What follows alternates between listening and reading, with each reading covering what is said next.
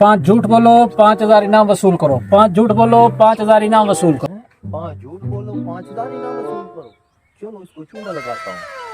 5 झूठ बोलो 5000 इनाम वसूल करो। मैं बोलूंगा झूठ 5। 1000 रुपए एंट्री फीस है, वो जमा करवाओ। आपने उसका झूठ में जवाब देना है। अगर आपने सच बोला ना तो ये 1000 खाता। ये 1000 खत्म। हाँ। चलो ठीक, आप सवाल करो, मैं झूठ बोलूंगा। झूठ में जवाब देना है आप। हाँ ठीक, ओके। पाकिस्तान किसने बनाया? वो मेरे दादाबू ने बनाया था। अच्छा, हाँ।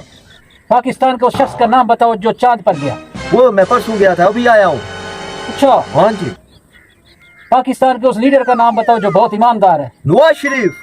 अच्छा, यस।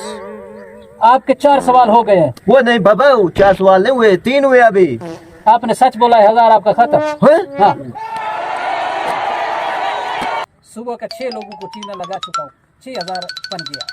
बस अब दिहाड़ी लग गया, अब चलते हैं।